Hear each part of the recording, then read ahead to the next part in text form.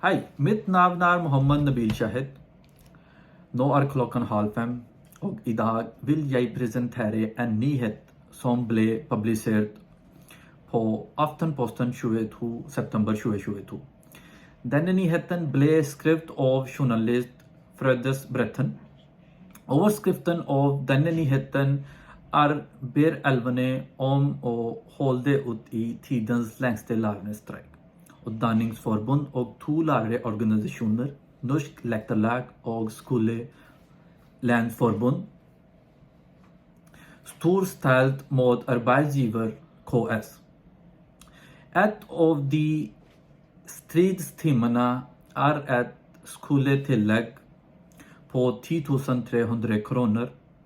Utdanningsforbund krever dette tillegget for alle lærerne fra 1. mai neste år.